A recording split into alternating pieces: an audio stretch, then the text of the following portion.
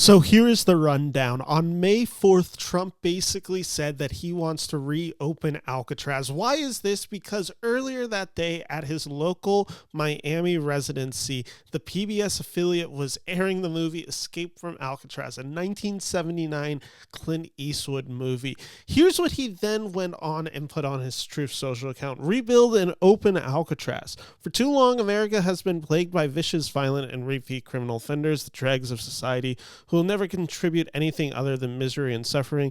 When we were a more serious nation in times past, we did not hesitate to lock up the most dangerous criminals and keep them far away from anyone that could harm them, etc., etc., etc. The reopening of Alcatraz will serve as a symbol of law, order, and justice. We will make America great again. So what am I doing? Essentially, I had this new idea for a video series, which is basically whenever our current administration actively references pop culture that is seemingly going to be deciding policy, executive orders, whatever it may be for the American people, I decided, you know what? Well, if he's going to decide policy on it, well, I'm going to review it and watch it.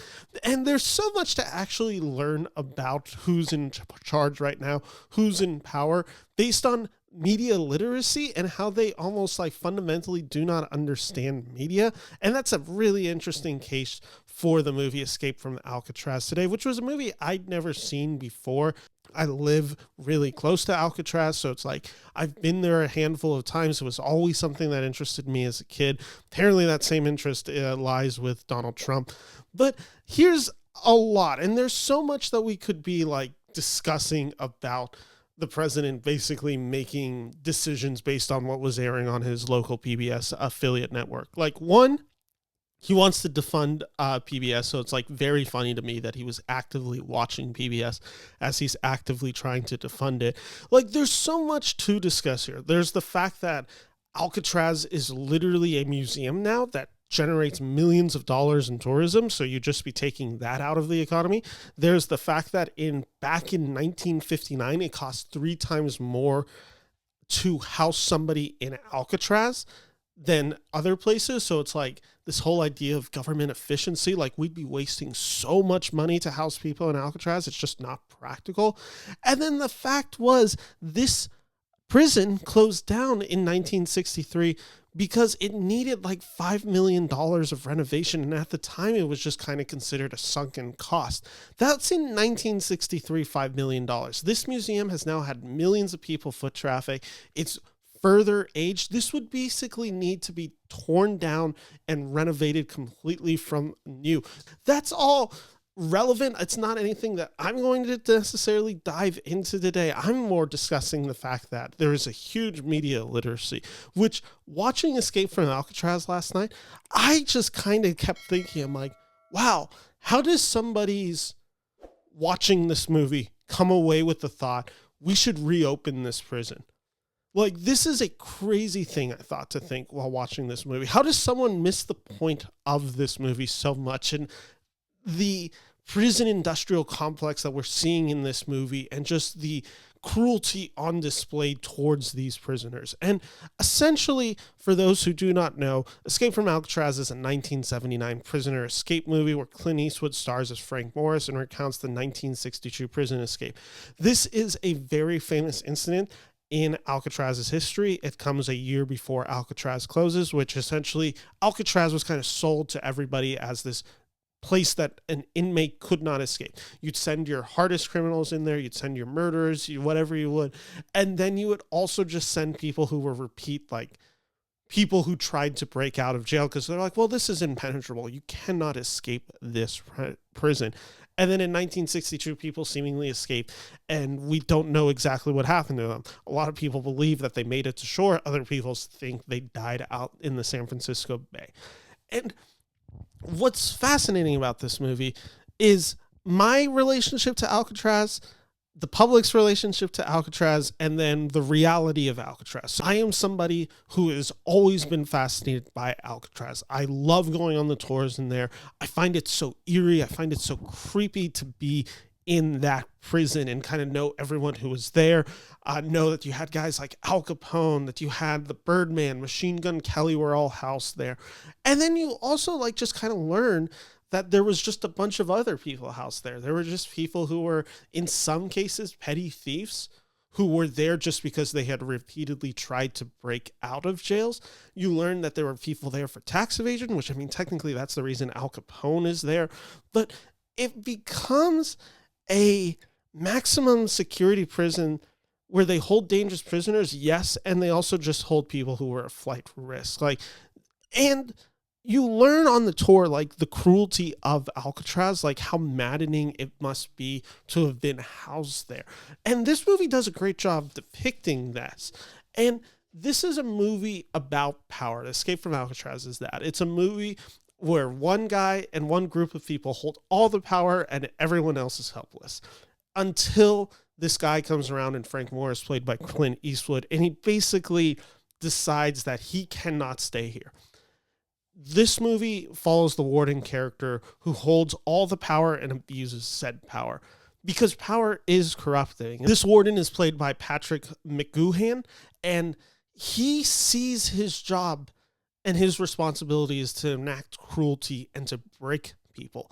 He takes away people's passions. He takes away all these little things that just give the person something to hold on to. So, for instance, you have this prisoner played by Robert Blossom, and he plays this character of Doc, and Doc's this painter, and he paints this portrait of the warden, and in it you can see the evilness of the warden. It's not necessarily an evil depiction of him, but you see him who he is. It's a very realistic looking one, and there's a cruelty to the warden's face in it.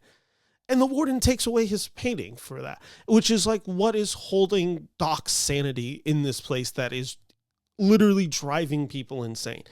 And when he loses that comfort and that, ability to find something to hold on to, when he loses it, he loses all will. And it's a really heartbreaking scene when you see what happens to the character of Doc. Escape from Alcatraz is a movie that explores, yes, the escape, but also the life lived in Alcatraz and the cruelty of it and how we're seeing human decency just stripped away, both literally and figuratively. We see this broadly, and then we also just see this quite barren. And it's like the opening scene of this movie. We see Clint Eastwood, and he's quite literally bearing it all as he walks through the corridors of Alcatraz butt naked. And it's just kind of a reminder of he's been stripped of all decency. He is cattle in this, and that's every character in this movie. Every character gets stripped of something. Doc is stripped of his paintings. We have this character of Frank Morris, played by Clint Eastwood, who, like I mentioned, is stripped of his clothing at the beginning of the movie, but he's also like quite literally just stripped of light and being hosed down in isolation. Like that is another act of being stripped, where they are taking away light from him. Like there's so much of this in this movie where people are just losing rights and like an ability to have that human connection. There's this scene where an inmate is finding out that his mother is sick and he just cannot call her because of the rules on Alcatraz. And he gets reprimanded for saying like, oh, I can't call them because that's the rules here on Alcatraz. And then they're like, you cannot say that to somebody on the outside. And like, that's just the rule of this place. So they obviously understand, the powers that be at Alcatraz clearly understand that what they're doing is wrong, and people wouldn't necessarily like that this is getting out, and they're finding out how indecent people are being treated here in Alcatraz. And I find that, like I said, that's the ironic part of me watching this movie, and then how someone else views this movie, of the takeaway being like, I'm pro Alcatraz. Like, that's crazy to me, is watching this movie and coming away with like, oh, we should reopen this. And like, I honestly think what probably happened is he just saw a movie. He didn't probably really watch it. He saw Clint Eastwood and he saw the setting of Alcatraz and he's like, that's a great idea. I love that. Isn't Alcatraz so cool? Like, that's probably the most thought he put into it. I don't think he actually watched this movie. In fairness to the president, Alcatraz is a great setting for a movie. There is so much that you do well with a prison movie, but specifically with an iconic setting like Alcatraz. This movie is entrapping. It is claustrophobic. It is a beautifully shot movie, largely due to the beauty of the Bay of San Francisco, where you get these beautiful horizons that feel both so close and tangible and yet a million miles away due to the circumstances of where you're housed. There is also just moments of capturing Alcatraz that are just so deeply upsetting. It's the isolation hole, how dark that scene is. Like, the camera does not pan away from it. You are just in pitch darkness and you just kind of hear the sound of Clint Eastwood breathing for a few moments. It's a really chilling, upsetting scene. When the door finally opens and you see light, it's so cruel, the light. It's so blinding, and it's so just upsetting that someone could live in this type of isolation and solidarity from like just the basic like light. Like, it's kind of a crazy thing to see in this movie. And then, like, there's also just the benefit of like shooting on set, like, and realizing how small the cells are in Alcatraz. I think they're 6x9, I think is what they say in the movie. Like, everything feels so cramped, and you also know every inch of that cell. And it's just this very freeing feeling you get while watching the movie, as you quite literally watch the character that Clint Eastwood plays inch by inch breaking himself out, because it's this act of like having to chip away at the wall inch by inch. And then when he finally does that, it's the climb foot by foot. And then when they're finally free, it's the running, it's yard by yard. It orchestrates this plan for freedom, and each inch, each foot, each yard feels so earned and needed. And it's just great stuff by director Don Siegel, who is a frequent collaborator of Clint Eastwood in the 1970s. You really understand how Clint Eastwood became the director that he does become, because Don Siegel is a guy who just preaches show, don't tell. And it's especially true in Escape from Alcatraz. It just feels so unique for an escape / heist movie. Think of like any of these movies. Usually the plan is laid thick throughout the movie in its plotting. Especially like, think of like Ocean's 11. You know basically all the scenarios that could happen in Ocean's 11. Any other prison movie that you watch, you know everything that could go wrong. You know where the guards are, you know all this. And so when something happens, you're feeling it in that moment. In this movie, you don't know what's going to happen, so it all feels that more surprising. This movie does a good job of showing you and allowing you to understand broadly what they're doing to escape, but it doesn't give it away of there's this master plan, and we're not aware of this master plan in its full depth. And it just trusts the audience to know that something could go wrong. And then once something starts going wrong, like, there's an extra level of panic intensity within it. It is such a brilliant thing. And it's also brilliant in the restraint of words. Like, this is a movie that its big climactic scene really doesn't have any spoken dialogue for, I would say, the last 20 or 30 minutes of this movie. The sound design of this film is quite brilliant. Like, this is a movie that is exceptional throughout. I remember watching the scene where Clint Eastwood is like slowly chipping away at the wall, and it's so quiet in this prison that when you hear the chipping, you're like, how is he not going to get caught right now? It literally sounds like an atomic bomb going off in Alcatraz, especially since everything feels so echoey and hollow there. And it's just done throughout so well. There's a scene where he has to kind of kick the bars to kind of break the ventilation, like, part of his cell. And like, the kick just feels so insanely loud, and the noise racks up. It just works perfectly with the tension. And I think also the reason this movie works so much is the main actor of this movie, which I haven't spent a lot of time talking about. It's Clint Eastwood as Frank Morris. This is about as steadfast and reliable of a movie star we've ever had. He is just like this all-encompassing guy in this situation that you feel bad for. I was trying to think of how I would describe Clint Eastwood, because he is neither hero nor foe in this movie. And I came away with the conclusion that he is an all too decent asshole.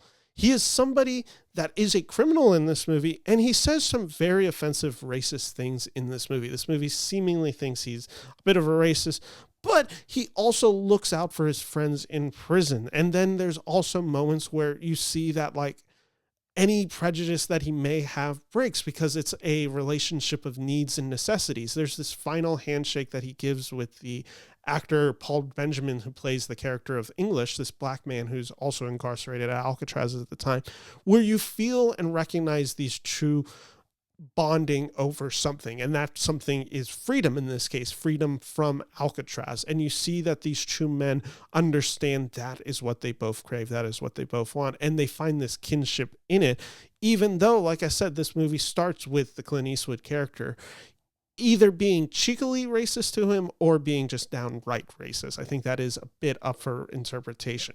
But ultimately, that's what makes Clint Eastwood such a good actor in this movie, is his ability to be altogether decent and look out for people, and also just be a jerk in a lot of these scenes and just be mean to people. It's kind of this perfect balance and tightrope act that he does.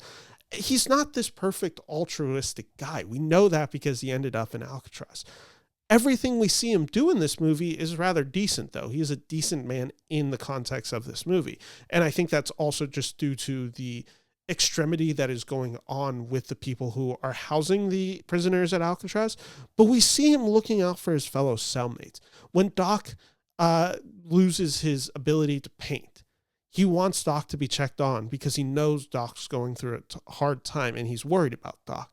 He's the one who watches over Litmus, multiple scenes in this movie. Like, you see that kinship between those two.